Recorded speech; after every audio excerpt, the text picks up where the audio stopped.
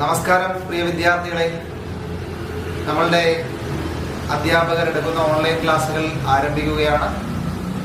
ഇന്ന് നമുക്ക് വേണ്ടി ഓൺലൈൻ ക്ലാസ്സുകൾ എടുക്കുന്നത് നമ്മളുടെ ഹിസ്റ്ററി അധ്യാപകൻ അനന്തു സാറാണ്. നിങ്ങളെല്ലാവരെയും ഈ ക്ലാസ്സിലേക്ക് സ്വാഗതം ചെയ്യുകയാണ്. എല്ലാ വിദ്യാർത്ഥികളും ഈ ക്ലാസ്സിന് ശേഷം നമ്മൾ നേരത്തെ സൂചിപ്പിച്ചതുപോലെ ഈ ക്ലാസ്സിൻ്റെ റഫ് നോട്ട് തയ്യാറാക്കുകയും എന്തെങ്കിലും സംശയങ്ങളുണ്ടെങ്കിൽ അത് ഓൺലൈൻ മീഡിയ വഴി തന്നെ സ്ഥാപനത്തിൽ അറിയിക്കേണ്ടതുമാണ്. നമസ്കാരം, എൻ്റെ പേര് അനന്തു.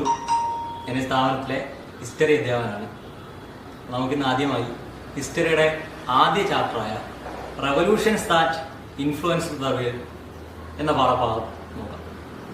അതിലെ മൊത്തമല്ല, അതിലെ ആദ്യ ഭാഗം.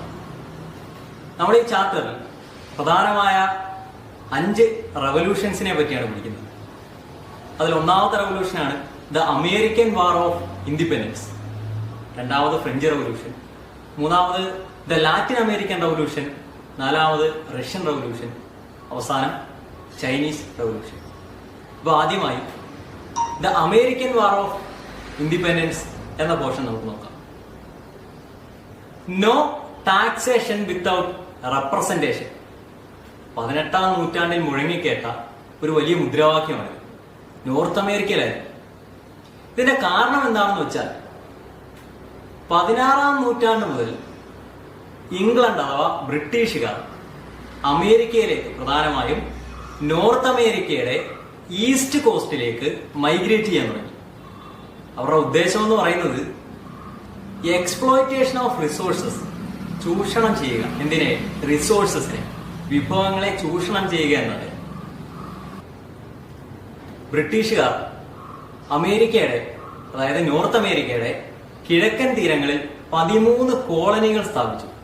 അപ്പോൾ ഒന്നാമത്തത് ബ്രിട്ടീഷുകാർക്ക് ആവശ്യമുള്ള റോ മെറ്റീരിയൽസ് കളക്ട് ചെയ്യുക, രണ്ടാമത്തത് ബ്രിട്ടീഷുകാരുടെ പ്രോഡക്ട്സ് വിറ്റഴിക്കാനുള്ള ഒരു മാർക്കറ്റ് ആക്കുക. ഇത് രണ്ടുമായിരുന്നു ബ്രിട്ടീഷുകാരുടെ പ്രധാനപ്പെട്ട ഉദ്ദേശം. ഈ പോളിസിയെ നമ്മൾ വിളിക്കുന്ന പേരാണ് മെർക്കാന്റലിസം. ശ്രദ്ധിച്ചു കേൾക്കുക, ഈ പോളിസിയെ വിളിക്കുന്ന പേരാണ് മെർക്കാന്റലിസം. മെർക്കാന്റലിസം പോളിസിയാണ്. ഈ പോളിസിക്ക് കുറച്ച് നിയമങ്ങളുണ്ട്. ആ നിയമങ്ങളെ വിളിക്കുന്ന പേരാണ് മെർക്കാന്റലിസ്റ്റ് ലോസ്. ശ്രദ്ധിക്കുക, പോളിസിയെ വിളിക്കുന്ന പേര് മെർക്കാന്റലിസം, ഈ പോളിസിയുടെ നിയമങ്ങളെ വിളിക്കുന്ന പേര് മെർക്കാന്റലിസ്റ്റ് ലോസ്. പ്രധാനമായും 5 നിയമങ്ങളുണ്ട്. അതിലൊന്നാമത്തത് the goods to and from the colonies must be carried only in the British ship. ബ്രിട്ടീഷുകാർ നിർമ്മിച്ച കപ്പലിലോ അതല്ല എങ്കിൽ കോളനികളിൽ നിർമ്മിച്ച കപ്പലുകളിലോ മാത്രം അമേരിക്കക്കാർ സാധനങ്ങൾ കയറ്റുമതി ചെയ്യുകയോ എക്സ്പോർട്ട് അല്ലെങ്കിൽ ഇറക്കുമതി ചെയ്യുകയോ ഇമ്പോർട്ട് ചെയ്യുകയോ ചെയ്യാവുള്ളൂ. അതാണ് ഒന്നാമത്തെ നിയമം. The products like sugar, tobacco, wool, cotton etcetera could be only exported to Britain.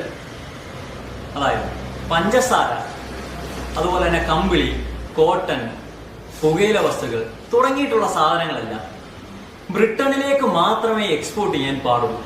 ഇതാണ് സെക്കൻഡ് ലോ പറയുന്നത്. 2 ലോസ് നമ്മൾ പറഞ്ഞു.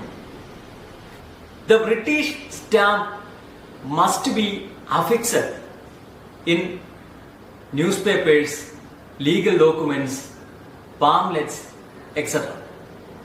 പത്രങ്ങളിലോ അല്ലെങ്കിൽ നിയമപരമായിട്ടുള്ള ഏതെങ്കിലും ഡോക്യുമെന്റുകളിലോ പാംലെറ്റുകൾ, ലഘുലേഖകളിലോ തുടങ്ങിയിട്ടുള്ള വസ്തുക്കളിലല്ല, ഏതൊരു തരത്തിലെ ലീഗലായിട്ടുള്ള ഡോക്യുമെന്റുകളായാലും അതിലെല്ലാം ബ്രിട്ടീഷുകാരുടെ സ്റ്റാമ്പ് പതിച്ചിരിക്കണം നിർബന്ധമായി.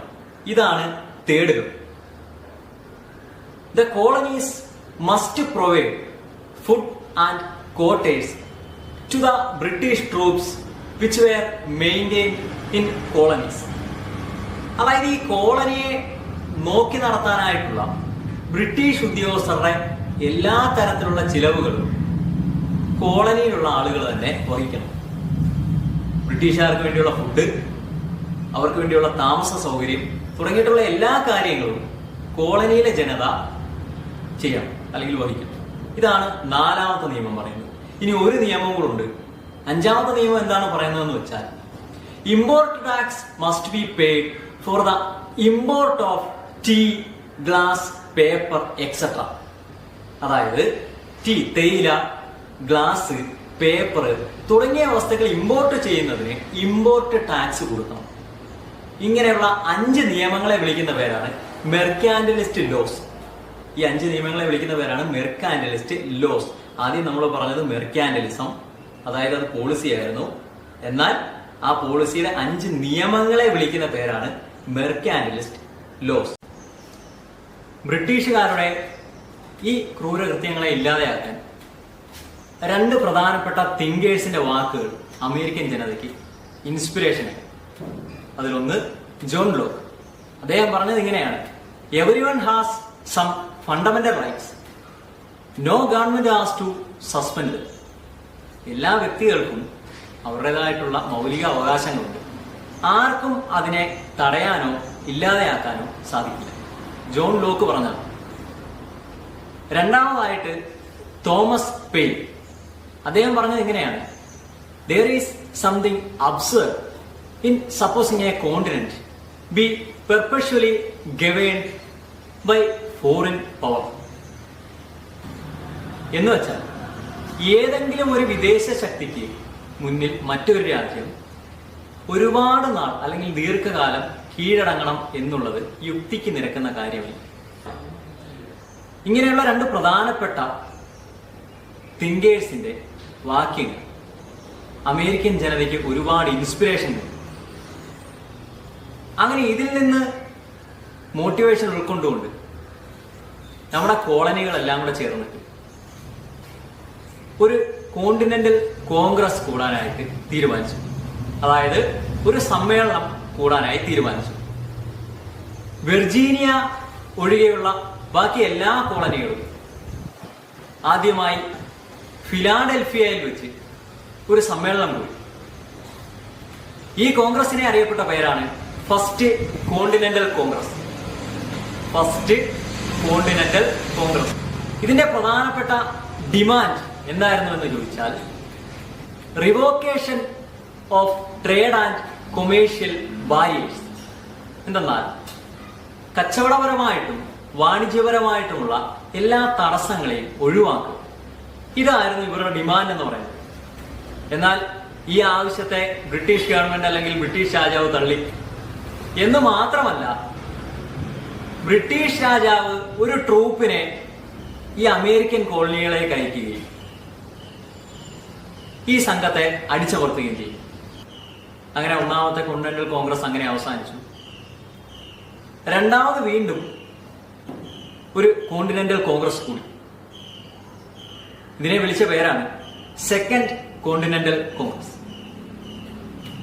ഈ കോൺഗ്രസിൽ വെച്ച് ജോർജ് വാഷിംഗ്ടണിനെ കോണ്ടിനെന്റൽ കോൺഗ്രസിന്റെ അല്ലെങ്കിൽ കോണ്ടിനെന്റൽ ആർമിയുടെ കമാൻഡർ ഇൻ ചീഫായി നിയമിച്ചു.